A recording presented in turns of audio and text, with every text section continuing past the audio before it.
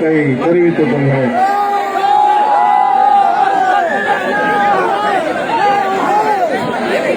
இன்று முதல் முறையாக நான் செந்தாரப்பட்டிக்கு வருகை தந்து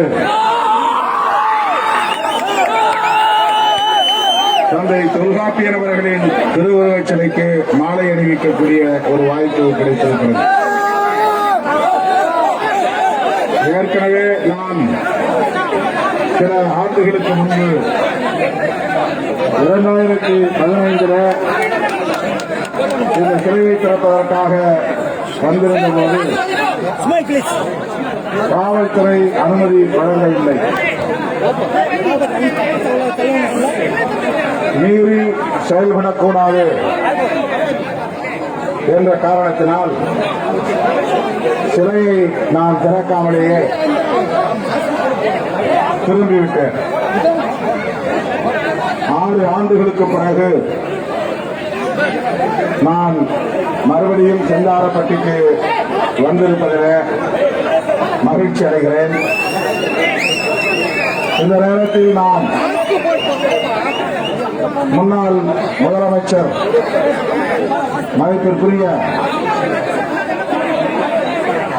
இன்றைய எதிர்க்கட்சி தலைவர் மாண்புமிகு எடப்பாடி பழனிசாமி அவர்களுக்கு நான் நன்றி சொல்ல கடமைப்பட்டிருக்கிறேன். கடந்த ஆட்சியின் போது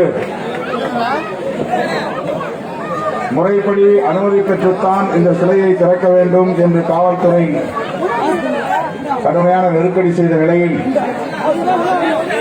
நம்முடைய தோழர்கள்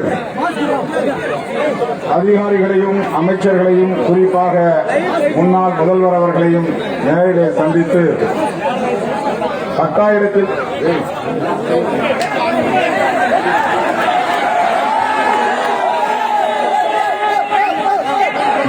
சந்தித்து இந்த சிலைக்கு அனுமதி வழங்க வேண்டும். இது பட்டா இடம், தனிநபருக்கான ஒரு பட்டா இடம். கக்கன் செல்வகுமார் மற்றும் திருமாவளவன் ஆகிய 2 பேர் முன்முயற்சி எடுத்து தங்களது சொந்த பட்டா இடத்திலே வைக்கிறார்கள். அதற்கு அனுமதி வழங்க வேண்டும் என்று கேட்டுக் கொண்டதை அடுத்து அன்றைய முதல்வர் மாண்புமிகு எடப்பாடி பழனிசாமி அவர்கள் அதற்கு அனுமதி அளித்தார் என்பதை நன்றி உணர்வோடு இந்த நேரத்தில் சுட்டிக்காட்டவும் நன்றி செலுத்தவும் கடமைப்பட்டிருக்கிறோம். ஆகவே தற்போது ஒரு வாரத்திற்கு முன்பு என்னை சென்னையிலே சந்திப்பதற்காக கக்கன் செல்வகுமார் வந்திருந்த போது நான் பேச்சுவார்த்தை சொன்னேன். அங்கனூர் நினைவிடத்திலே போய் அப்பாவுக்கு அஞ்சலி செலுத்திவிட்டு முடிந்தால் நான் செந்தாரப்பட்டிக்கு வருகிறேன், யாருக்கும் சொல்ல வேண்டாம், கூட்டம் கூடும், அமைதியாக வந்து நான் மாலை போட்டுவிட்டு போய்விடுகிறேன் என்று சொன்னேன். ஆனால் சமூக ஊடகத்தில் நான் வரப்போகிற தகவலை பதிவு செய்ததன் விளைவாக வந்து என்னால் அமைதியாக இறங்கி சிலைக்கு போக முடியவில்லை. 1000க்கும் மேற்பட்டவர்கள் அமைதியாக அமர்ந்திருக்கிறீர்கள். ஒரு 10 பேர் கட்டுக்கடங்காமல் ஒட்டுமொத்த நிகழ்ச்சியையும் சீர்குலைக்கக்கூடிய வகையிலே, நமக்கு எரிச்சலூட்டும் வகையிலே நடந்து கொண்டது உள்ளபடியே கவலை அளிக்கிறது. நான் உங்களை தேடி வர வேண்டும், எப்போதும் உங்களோடு பயணிக்க வேண்டும் என்று நான் விரும்பினாலும் இப்படிப்பட்ட தம்பிகள் சில பேர் ஆர்வத்தின் மிகுதியால் அல்லது உணர்ச்சி வயப்பட்ட நிலையில் சில நேரங்களில் நடந்து கொள்ளுகிற அந்த போக்கு உங்களிடமிருந்து என்னை அந்நியப்படுத்தி விடுமோ என்கிற கவலையும் இருக்கிறது. இவ்வளவு பேர் ஏற வேண்டாம் என்று சொன்னேன். நீங்கள் எல்லாம் எவ்வளவு என் பேச்சை கேட்டு அமைதியாக நாற்காலியை அமர்ந்திருக்கிறீர்கள். என்னதான் மேடையில் இவர்களுக்கு கிடைக்கிறதோ தெரியவில்லை.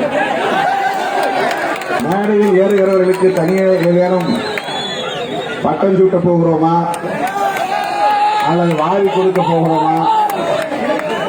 எந்த தொலைக்காட்சியும் நம்மை காட்ட மாட்டான். மேடையில் இருக்கிற காரணத்தினால் எம்எல்ஏ சீட்டு கிடைத்துவிடப் போவதில்லை, எம்பி சீட்டு கிடைத்துவிடப் போவதில்லை. பொறுப்பாளர்களாக இருக்கிற தோழர்கள் இதையெல்லாம் உணர்ந்து கட்டுப்பாடு காத்தால் தமிழ்நாடு முழுவதும் ஒவ்வொரு கிராமமும் சென்று வர வேண்டும் என்பது என்னுடைய ஆசை. ஆனால் இவர்கள் 10,000 பேர் கூடுகிற இடத்தில் 10 பேர் ஒட்டுமொத்த நிகழ்ச்சியும் எதற்காக இவ்வளவு கூச்சல்? அமைதியான முறையிலே வந்து இறங்கி சிலைக்கு மாலை போட்டுவிட்டு நான் மேடையிலே ஏறி உங்களிடத்திலே அமர பேச அனுமதிக்க வேண்டும். ஏதோ பெரிய யுத்தத்துக்கு போய்விட்டு வந்தது போல இருக்கு. சிலைக்கு இறங்கி மாலை போட்டுவிட்டு மேடைக்கு 5 நிமிடம் கூட ஆகாது, ஆனால் அரை மணி நேரம் பிடிக்கும். இப்போது கூட பாருங்கள், இந்த முன்னால் இருக்கிற 10 பேர் நீங்கள் எல்லாம் இவ்வளவு பேர் கண்ணுக்கு எட்டிய தூரம் வரையில் அமர்ந்து அமைதியாக உரையை கேட்டுக் கொண்டிருக்கிற போது மேடைக்கு அருகிலே இருக்கிற தோழர்கள்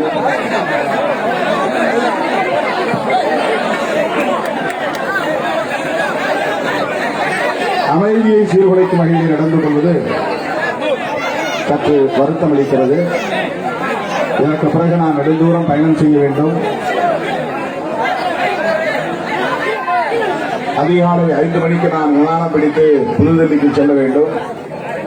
இன்னும் சொல்ல போனால் இன்றைக்கு இந்த நேரம் விமானம் புறப்பட்டிருக்கும். நாளைக்கு புதுதில்லியிலே அமைச்சர் தலைமையில், நீர்வளத்துறை அமைச்சர் தலைமையில் இந்திய அரசாங்கத்துடைய நீர்வளத்துறை அமைச்சரை சந்திப்பதற்கு அனைத்து கட்சி தலைவர்களும் பயணப்படுகிறார்கள். மாலை 5 மணிக்கு நான் சென்னையிலே இருந்திருக்க வேண்டும். விமான நிலையத்தில் 4 மணிக்கு இருந்திருக்க வேண்டும். நாவரசரிடம் நான் இரவு பேசும்போது செந்தாரப்பட்டிக்கு என்னால் வர முடியாது, அங்கனூரில் நிகழ்ச்சியை முடித்ததும் நான் நேரே சென்னைக்கு போக வேண்டியிருக்கிறது. எனவே நிகழ்ச்சியை நீங்கள் நடத்தி கொள்ளுங்கள். வழிநடுக ஆங்காங்கே மறிப்பார்கள். பிறகு எல்லாம் சென்னைக்கு போக முடியாது, வர இயலவில்லை என்று சொன்னேன். நம்முடைய பொறுப்பாளர்கள் எப்போதும் அவர்கள் நினைப்பதை நான் செய்ய வேண்டும் என்றுதான் விரும்புவார்கள். நான் செய்ய விரும்புவதை அவர்கள் ஒருபோதும் செய்ய அனுமதிக்க மாட்டார்கள். நாமரசன் வழக்கம் போல சொன்னார், எல்லா ஏற்பாடும் பண்ணி வச்சிட்டோம், கொடியெல்லாம் கட்டி வச்சிட்டோம். கொடி என்ன அழுகியா போயிடும், கொடியெல்லாம் கட்டி ஏற்பாடு பண்ணிட்டோம், நீங்க வரலன்னா அவ்வளவுதான். நான் என்ன முடிவெடுத்தேன் என்றால், அந்த அனைத்து கட்சி குழு இன்று இரவே போகட்டும், நான் அதிகாலை விமானம் பிடித்து தனியே டெல்லிக்கு வந்து சேர்கிறேன் என்று சொல்லிவிட்டேன். இதற்கு பிறகு நான் ஏறத்தாழ 4 மணி நேரம் அல்லது 4.5 மணி நேரம் பயணப்பட்டு சென்னைக்கு போய் சேர்ந்தால் வழியை எத்தனை இடத்தில் மறிக்க போகிறார்கள் என்று தெரியாது.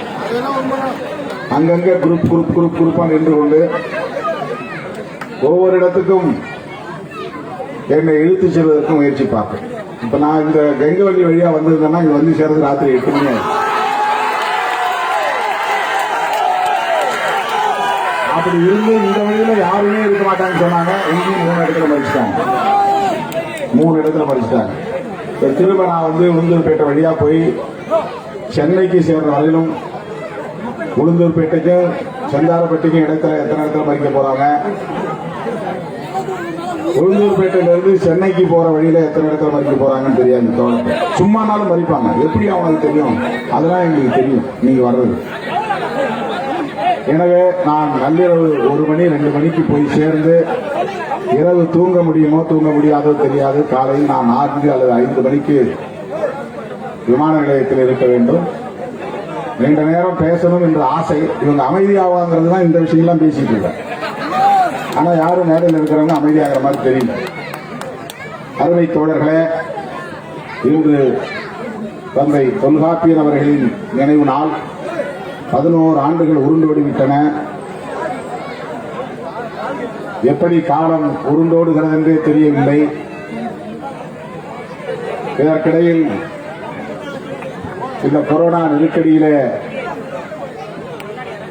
அக்காவும் பலியாகி ஓராண்டு வருகிற ஆகஸ்ட் 5ஆம் தேதி ஆகப் போகிறது.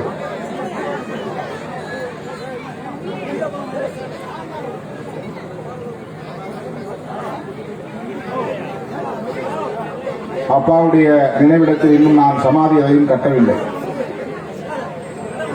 அக்காவை அடக்கம் செய்த காரணத்தினால் அப்பாவை அடக்கம் செய்த இடத்திலேதான் என்னையும் அடக்கம் செய்ய வேண்டும் வேண்டும் என்று நல்ல உடல் ஆரோக்கியத்தோடு இருந்த போதே அவர் சொல்லிக் கொண்டே இருந்தார். என்ன காரணம் என்று தெரியவில்லை.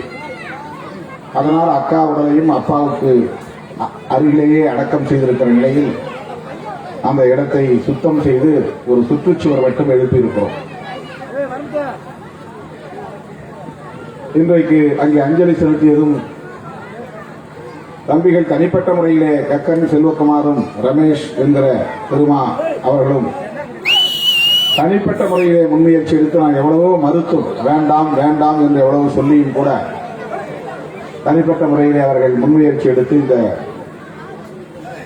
செந்தாரப்பட்டியிலே ஒரு சிலையை எழுப்பியிருக்கிறார்கள் என்கிற போது நான் அவர்களின் இந்த முயற்சிக்கு உரிய மரியாதையை அளிக்க வேண்டும். அப்பாவுக்கு அஞ்சலி செலுத்துவது என்பது கூட இரண்டாம் பட்சம். ஆனால்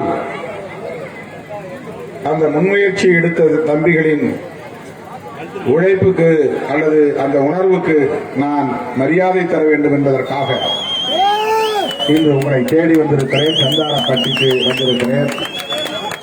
தம்பி கக்கன் செல்வகுமார் அவர்களுக்கும் அவருடைய இளவல் தம்பி ரமேஷ் என்கிற திருமா அவர்களுக்கும்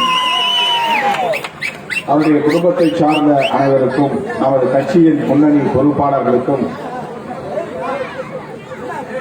இங்கே பல்லாயிரக்கணக்கில் திரண்டிருக்கிற என் உயிரின் உயிரான விடுதலை சிறுத்தைகள் யாவருக்கும் என்னுடைய நன்றார்ந்த நன்றியை காணிக்கையாக்குகிறார். இந்த நாள் பெருந்தலைவர் காமராஜரின் பிறந்த நாள் என்பதையும் நாம் நன்கறிவோம். அனைவருக்கும் கல்வி என்பதை அரை நூற்றாண்டுக்கு முன்பே இந்த மண்ணில் நடைமுறைப்படுத்திய ஒரு மாமனிதர். அவருக்கு இந்த நிகழ்வின் ஊடாக நான் விடுதலை சிறுத்தைகளின் சார்பில் செம்மாந்த வீர வணக்கத்தை செலுத்துகிறேன். தமிழகத்தில் இன்றைக்கு தவிர்க்க முடியாத ஒரு அரசியல் சக்தியாக விடுதலை சிறுத்தைகள் கட்சி வளர்ச்சி அடைந்திருக்கிறது. நமக்கு எதிரான அவதூறுகளை சாதியவாத பிற்போக்கு சக்திகள் திட்டமிட்டு பரப்பினார்கள். தமிழக அரசியல் வரலாற்றில் வேறு எந்த கட்சிக்கு எதிராகவும் இவ்வளவு அவதூறு பரப்பப்பட்டிருக்க முடியாது தோழர்களே. வேறு யாராக இருந்தாலும் இந்த அவதூறுகளை தாங்க முடியாமல் பின்வாங்கி ஓட்டம் எடுத்திருப்பார்கள். தமிழ்நாட்டில் எங்கே என்ன பிரச்சனை நடந்தாலும் அதற்கு திருமாவளவன் தான் காரணம், விடுதலை சிறுத்தைகள் கட்சிதான் காரணம் என்று ஊடகங்களிலே அப்பட்டமான அபாண்டமான பழிகளை சுமத்தினார்கள். கட்ட பஞ்சாயத்து பண்ணுகிற கும்பல் நம்மை கட்ட பஞ்சாயத்து என்று சொன்னது. வன்முறை செய்கிற கும்பல் நாம் வன்முறை செய்கிறோம் என்று சொன்னது. என்னென்ன வகையான தில்லுமுள்ளு வேலைகள் இருக்கின்றனவோ அவ்வளவு தில்லுமுள்ளு வேலைகளையும் செய்கிற கும்பல் நம் மீது தில்லுமுள்ளு செய்கிறோம் என்று முத்திரை குத்தியது.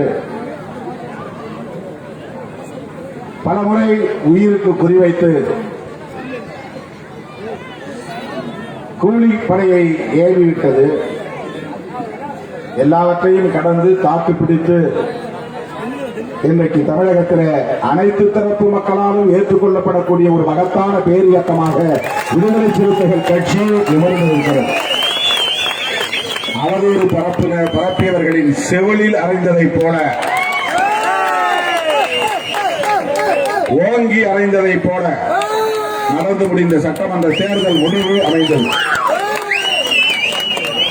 2 தனித்தொகுதிகளில் வெற்றி பெற்றது என்பதையும் தாண்டி 2 பொது தொகுதிகளில் வெற்றி பெற்றோம் என்பதை இன்றைக்கு உலகமே மெச்சி பாராட்டிக் கொண்டிருக்கிறோம். அவதூறு பரப்பியவர்கள் அவமானப்பட்டு குனிந்து நிற்கிறார்கள். நமக்கு எதிரான வதந்திகளை பரப்பியவர்கள் இன்றைக்கு வாய்மூடி மௌனித்து கிடக்கிறார்கள்.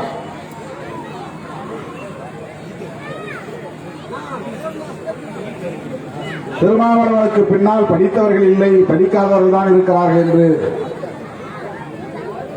ஒரு பெரிய படித்த மேதை சொன்னார். உலகத்திலேயே பெரிய படிப்பாளி, அவரும் ஒரு டாக்டர்.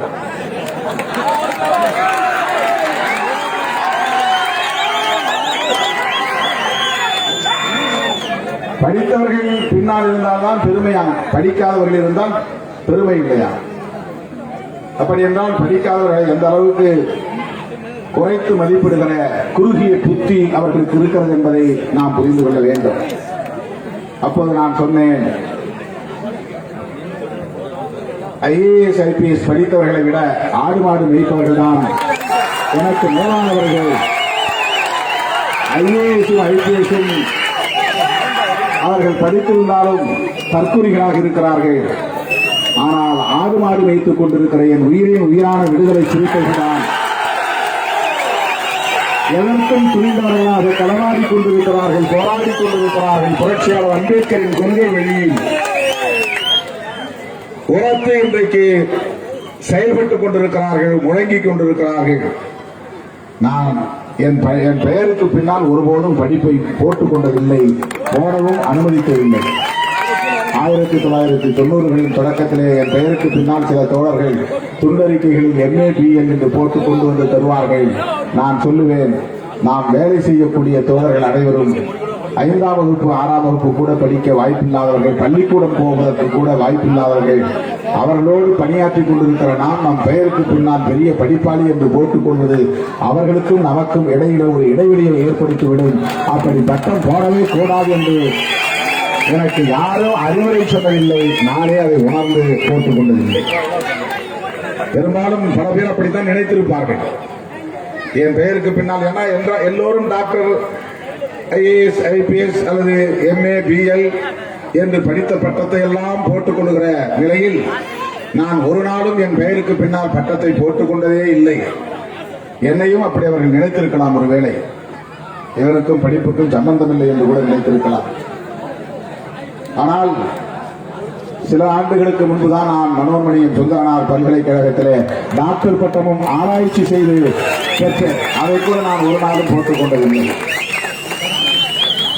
அப்படி என்னை இழிவுபடுத்துகிற நோக்கில் படிக்க வாய்ப்பில்லாத பெரும்பான்மை இளைஞர்களை, சமூகத்தினரை அவர்கள் இழிவுபடுத்திய போது தன்னியல்பாக உலகம் முழுவதும் இருந்து, இந்தியாவில் மட்டுமல்ல உலக நாடுகளில் பல நாடுகளில் இருந்து நாங்கள் திருமாவளவன் பின்னால் நிற்கிறோம், இதோ நாங்கள் படித்தவர்கள் தான், பேராசிரியர்களாக இருக்கிறோம், பட்டதாரிகளாக இருக்கிறோம், டாக்டராக இருக்கிறோம், பொறியாளர்களாக இருக்கிறோம், இதோ நாங்கள் திருமாவளவன் பின்னால் இருக்கிறோம் என்று ட்விட்டரில் ஹேஷ்டாக் அதற்கான அடையாளத்தை ஏற்படுத்தி அவர்களே வெட்கப்பட்டு போகக்கூடிய அளவுக்கு ஆதரவை நல்கினார்கள்.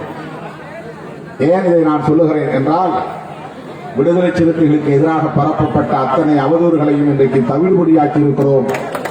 ஒட்டுமொத்த உழைக்கும் மக்களின் ஜனநாயக சக்திகள் யாவரும் இந்த இயக்கத்தை மக்களுக்கான இயக்கம் என்று ஏற்றுக்கொண்டிருக்கிறார்கள், அங்கீகரித்திருக்கிறார்கள்.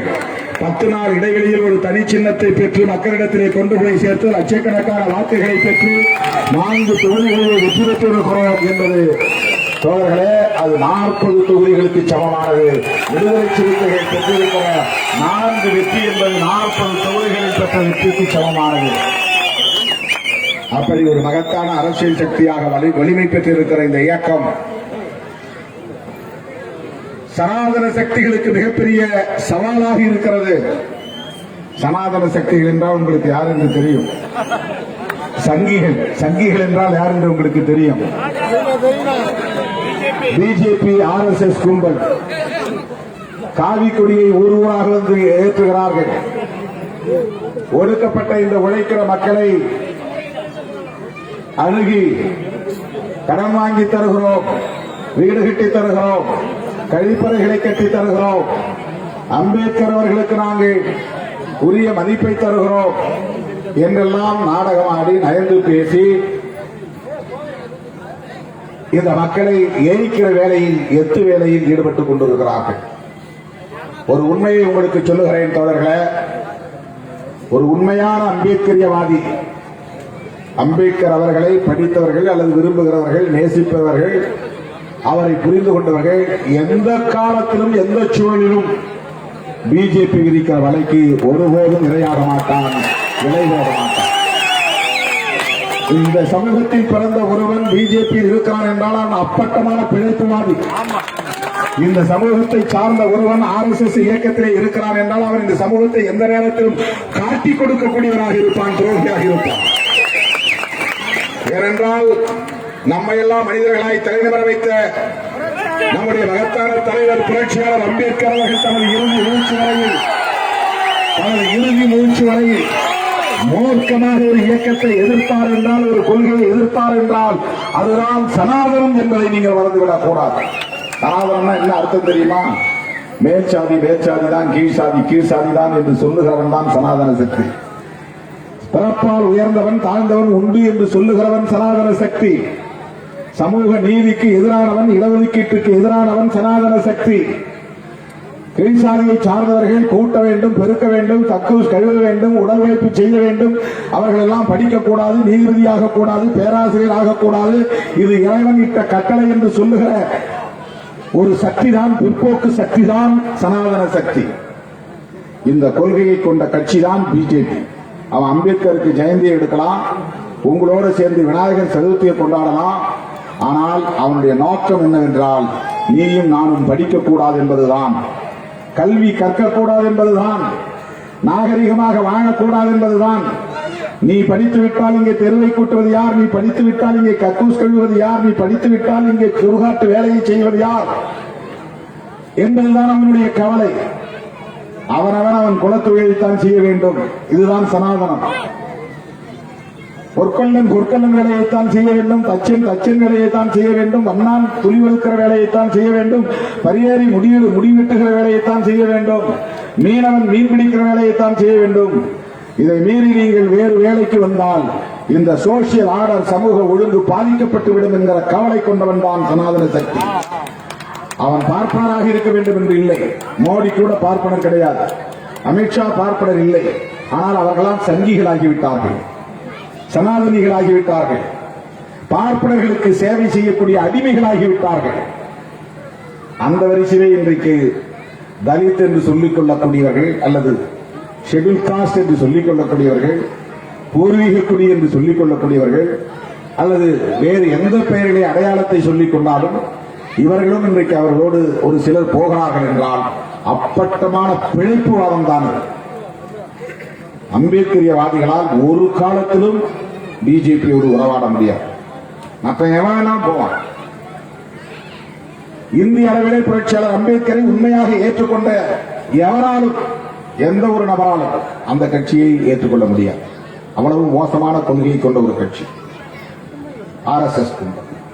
இன்னைக்கு இந்த மாவட்டத்தெல்லாம் சேலம், நாமக்கல், இந்த மேற்கு மாவட்டத்தை எல்லாம் தனி நாடா, தனி மாநிலமா பிரிக்கிற ஒரு முழக்கத்தை வைக்கிறாங்க. இது பற்றி பேசினால் மணிக்கணக்கிலே பேச முடியும். இது யாருடைய மக்களுடைய குரல் கிடையாது, நீயும் நானும் சொல்லல, சங்கிகள் தான் சொல்லுகிறார்கள். ஒரு நாளேடு இருக்கிறது, தமிழகத்தை குழப்பி குளிர்காயக்கூடிய ஒரு கட்சி, ஒரு நாளேடு. தம்பி சொல்லுகிறார், ஏதோ மலம் என்கிறார்.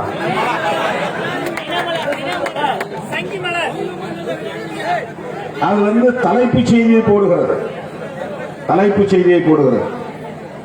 தமிழ்நாட்டை கூறு போடுவதற்கு, தமிழர்களை கூறு போடுவதற்கு, மொழி உணர்வாய் இன உணர்வாய் ஒருங்கிணைந்த மக்கள் ஒற்றுமையாக இருக்கக்கூடாது என்று அவர்களை கூறு போட்டு பிளப்பதற்கு சாதியவாதிகளும் மதவாதிகளும் தான் இந்த கோரிக்கை வைக்கிறார்கள். உங்களுக்கு ஏற்கனவே தெரியும், அவர் ஒரு டாக்டர் தான். அந்த டாக்டர், இந்த முன்ன சொன்ன டாக்டருக்கு அப்பா, அவர் தமிழ்நாட்டை 3ஆவோ 4ஆவோ பிரிக்கணும்னு சொன்னார். ஏன்னா அப்பதான் ஒரே தமிழ்நாடா இருக்கிறவங்க அவங்க தலைகீழ நின்னாலும் ஆட்சியை பிடிக்க முடியாது.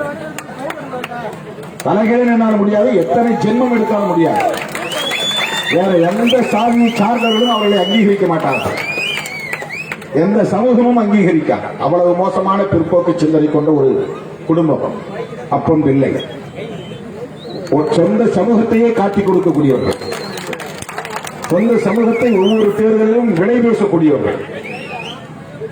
ஆகவே அவர்கள் இன்றைக்கு அம்பலப்பட்டு போய் நிற்கிறார்கள். அவர்கள் வைத்த கோரிக்கை தான் தமிழ்நாட்டை 3ஆக பிரிக்க வேண்டும். தமிழர் ஒற்றுமையை சீர்குலைக்கிற முயற்சி. உலகம் முழுவதும் 7.5 கோடி தமிழர்கள் இருக்கிறார்கள்.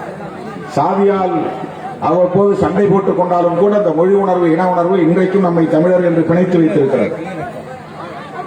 மாநில உரிமைகளுக்காக நாம் குரல் கொடுக்கக்கூடிய ஒரு நிலையை ஏற்படுத்தி இருக்கிறோம். இதெல்லாம் சங்கிகளின் கோரிக்கை. சங்க பரிவாரங்கள், RSS மாதிரி இயங்கக்கூடிய எல்லா அமைப்புகளுக்கும் பெயர் சங் பரிவார். சங்குனா RSS குறிக்கிற அமைப்பு, சங்கம். அதுக்கு அந்த கொள்கையோடு ஒத்து போகக்கூடிய அத்தனை அமைப்புகளுக்கும் சங் பரிவார்னு பேர். பரிவார்னா குடும்பம், சங் பரிவார்னா சங்க குடும்பம், RSS குடும்ப இயக்கங்கள். RSS உடைய கொள்கையை பேசக்கூடிய தமிழ்நாட்டில் நிறைய பேர் கிளம்பிட்டாங்க. தேர்தலுக்கு முன்னால என்ன ஆட்டம் போட்டாங்க. இப்ப எவனாவது வாய் திறக்கிறானா பாத்தீங்களா? எவ்வளவு ஆட்டம் போட்டாங்க. 4 சீட்டு ஜெயிச்சதுக்கு தமிழ்நாட்டை 2ஆ கூறு போடுன்னு சொல்றான்னா, இவன் 10 இடம் ஜெயிச்சிருந்தான்னா என்ன ஆகும் தமிழ்நாடு? யோசித்து பாருங்க, யோசித்து பாருங்க. 4 இடத்தை ஜெயிச்சதுக்கு அடுத்து நாங்க தான் ஆட்சியை கைப்பற்றுவோம்.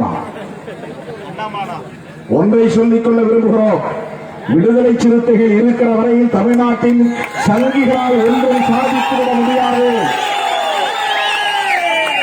உங்களுக்கு நேர் எதிரி விடுதலை சிறுத்தைகள் தான். தமிழ்நாட்டிலே உங்களால் ஒரு அங்கிடம் கூட முன்னேற முடியாது. உங்களுடைய கனவு நனவாகாது, உங்கள் ஜம்பம் பலிக்காது. மொழி உணர்வையே, இன உணர்வையே உங்களால் நசிக்கிவிட முடியாது. இப்போ பாஜகவுக்கு ஒரு ஆள் ஒருத்தர் எப்படி IPS படிச்சான்னு தெரியல, கர்நாடகாவோட பேசியிருக்கிறார். நான் கன்னடன் என்று சொல்லிக் கொள்வதிலே பெருமைப்படுகிறேன் அப்படின்னா எவ்வளவு பெரிய பொய் அது. தமிழ்நாட்டில் பிறந்த ஆள் போய் கர்நாடகாவில் நான் கன்னடன் என்று சொல்லிக் கொள்வதிலே பெருமைப்படுகிறேன். காவிரி நீருக்காக உங்களோடு சேர்ந்து நான் குரல் கொடுப்பேன். அங்க IPS அதிகாரியா இருந்து வேலை செய்யறதுக்காக ஒரு தற்காப்புக்காக சொன்ன வார்த்தை. இப்ப எல்லாம் சோசியல் மீடியாவில் பரவிட்டு. இப்ப தமிழ்நாட்டுக்கு ஒரு தலைவர் ஊடகங்கள்ல அச்சுறுத்துகிறார். ஒரு IAS படித்துவிட்டு IPS படித்துவிட்டு பிஜேபியில் ஒரு ஆள் சேருகிறார் என்று சொன்னால் அப்பட்டமான பிழைப்புவாதம் என்று. பிழைப்புவாதிகளால் மட்டும்தான் அந்த கட்சியில் இருக்கு. தற்காலிகமாக பதவி வேண்டும், தற்காலிகமாக ஒரு அதிகாரம் வேண்டும் என்று நினைக்கக்கூடியவர்களால் மட்டும்தான் பிஜேபியில் இருக்க முடியும், RSS இயக்கத்தில் இருக்க முடியும். சமத்துவத்தை சிந்திக்கக்கூடியவர்களால், ஜனநாயகத்தை பேசக்கூடியவர்களால், சமூக நல்லிணக்கத்தை விரும்பக்கூடியவர்களால், சமூக நீதியை விரும்பக்கூடியவர்களால் எந்த காலத்திலும் அந்த கட்சியில் சேர முடியாது. உண்மையான சமூக நீதி உணர்வாளர்களால் அந்த கட்சியில் சேர முடியாது. IPS படிச்சுட்டு ஒரு ஆள் அந்த கட்சியில் சேர்றாருன்னா எவ்வளவு சுயநலம் என்று நீங்கள் மதிப்பீடு செய்து கொள்ள முடியும். அவர்களுக்கு நாம் எச்சரிக்கை விடுக்க கடமைப்பட்டிருக்கிறோம். தமிழ்நாட்டில் தந்தை பெரியார் பிறந்த மண்ணில், பெருந்தலைவர் காமராஜர் பக்குவப்படுத்திய இந்த மண்ணில், பண்டிதர் அயோத்திதாசர், தாத்தா ரெட்டமலை சீனிவாசன் போன்றோர் பக்குவப்படுத்திய இந்த தமிழ் மண்ணில் சங்கிகளுக்கு ஒருபோதும் இடம் கொடுக்க மாட்டோம். அதை யார் தடுக்கிறார்களோ இல்லையோ, விடுதலை சிறுத்தைகள் தடுத்து நிறுத்துவோம். இந்தியா முழுவதும் இந்த சம்பரிவார் கும்பலுக்கு எதிரான இயக்கத்தை மேற்கொள்வோம். ஆந்திராவில் கூப்பிடுகிறார்கள். இப்ப நான் 21ஆம் தேதி ஆந்திராவுக்கு போறேன். ஹைதராபாத்தில் விடுதலை சிறுத்தைகள் கட்சி மற்றும் இதர அமைப்புகள், ஆந்திராவில் இருக்கிற விடுதலை சிறுத்தைகள் கட்சி, இந்த விடுதலை சிறுத்தைகள் கட்சி இல்லை, ஆந்திராவில் தெலுங்கு பேசக்கூடிய, தெலுங்கை தாய்மொழியாக கொண்ட விடுதலை சிறுத்தைகள் அங்கே மற்ற இயக்கங்களோடு ஒருங்கிணைந்து மிகப்பெரிய பேரணியை நடத்துகிறார்கள் இந்த சங் பரிவார் கும்பலுக்கு எதிராக. இவர்களின் நோக்கம் புரட்சியாளர் அம்பேத்கர் எழுதிய அரசியலமைப்பு சட்டத்தை தகர்த்தெறிய வேண்டும் என்பதுதான். அம்பேத்கருக்கு ஜெயந்தி கொண்டாடிக்கொண்டே, அம்பேத்கர் புகழை பாடிக்கொண்டே, அம்பேத்கர் பிறந்த நாளை கொண்டாடிக்கொண்டே அம்பேத்கர் அவர்கள் எழுதிய அரசியலமைப்பு சட்டத்தை தகர்த்தெறிவதுதான் பாரதிய ஜனதா கட்சியின் நோக்கம், RSS இயக்கத்தினுடைய நோக்கம். தப்பி தவறி மீண்டும் அடுத்த தேர்தலில் மோடி பிரதமரானால் இந்தியாவை யாராலும் காப்பாற்ற முடியாது, மிகப்பெரிய ஆபத்து விளையும். ஆகவே அடுத்து நாம் மோடியே பதவி விலகி என்கிற முழக்கத்தை முன்வைத்து போராடக்கூடிய களத்தை அமைப்போம். அது தேசிய அளவில் கட்டமைக்கப்படுகிற ஒரு மாபெரும் மக்கள் இயக்கமாக மாறும் என்பதை சொல்லி, இப்படிப்பட்ட இந்த போர்க்குணத்தோடு உங்களுக்கு போராடக்கூடிய ஒரு வாய்ப்பை எனக்கு சுதந்திரமாக வழங்கியவர் என் தந்தை தொல்காப்பியன் அவர்கள். என்னுடைய அம்மா இன்றைக்கு அழுது கொண்டிருக்கிறார், எப்போதும் அழுது கொண்டிருக்கிறார். என் தந்தையோடு சண்டை போட்டுக் கொண்டே இருந்தார். அப்பாவுக்கும் அம்மாவுக்கும் சண்டை நடக்கிற போது நான் கவனித்திருக்கிறேன். அப்பா சொன்னார், அவன் படித்தவன், அவனுக்கு விவரம் தெரியும் என்று நான் நம்புகிறேன். எது சரி எது தவறு என்று அவனே முடிவு செய்யட்டும். அவனுக்கு திருமணம் வேண்டும் அல்லது வேண்டாம் என்பது அவன் முடிவு செய்ய வேண்டிய ஒன்றை தவிர நான் அவரிடத்தில் வலியுறுத்த மாட்டேன், வற்புறுத்த மாட்டேன். ஆகவே அவன் முடிவு செய்யட்டும் என்று எனக்கு அவ்வளவு சுதந்திரத்தை தந்தவர் என் தந்தை. சராசரியாக இருந்திருந்தால் என்னை கட்டாயப்படுத்தி என்னுடைய 20-25 வயதிலேயே எனக்கு ஒரு கால்கட்டு போட்டிருப்பார். ஆனால் நான் படிப்பதற்கும் சுதந்திரமாக என்னை அனுமதித்தவர், பொது வாழ்வில் ஈடுபடுவதற்கும் சுதந்திரமாக என்னை அனுமதித்தவர், தனிப்பட்ட வாழ்க்கையில் என்னை பற்றிய முடிவை நானே எடுக்க வேண்டும் என்று என்னை அனுமதித்தவர். அந்த வகையில் அவர் குடும்பத்தை பற்றியோ மற்ற பிள்ளைகளை பற்றியோ குடும்பத்தை கவ்வியிருந்த வறுமையை பற்றியோ கூட கவலைப்படாமல் அவருக்கு எது சரி என்று படுகிறதோ அதை செய்யட்டும் என்று எனக்கு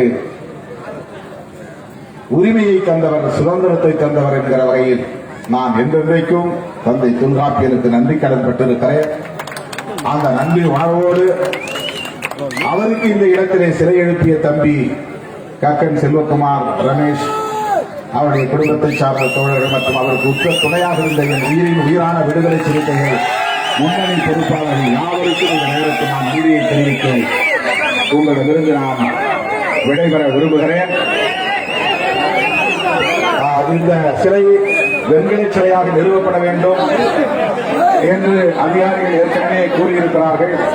அந்த வெண்கல சிலையை நிறுவுவதற்காக முன்பணம் 1,15,000 ரூபாயை தம்பி கக்கன் செல்வகுமார் இப்போது வழங்குகிறார். அவருக்கு என்னுடைய நன்றியை மீண்டும் ஒரு முறை காட்டுகிறேன்.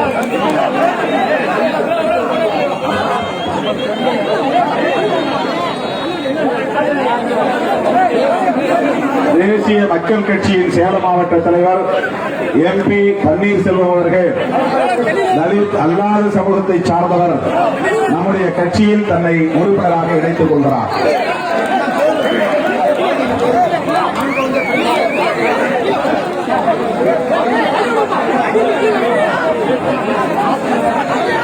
ஆத்தூரை சார்ந்த தம்பி நாராயணன் அவர்களின் தலைமையில் விடுதலை சிறுத்தைகள் கட்சியில் AP பிரேமா, கோகிலா, ரேகா, ஷீலா, பூவாயி, ஜானகி, செந்தாமரை, ஜெயா, பாப்பாத்தி, லோகாம்பாள், சுந்தரி, செல்லம்மாள், பழனியம்மாள், ஆணையம்மாள், சுந்தரிலா, சின்னம்மாள், ஐயம்மாள், கனிமொழி, தங்கம்மாள், விஜயலட்சுமி, வைத்தீஸ்வரி, மணி, அஞ்சலை, மோகனப்பிரியா, பாப்பா, ராஜாமணி,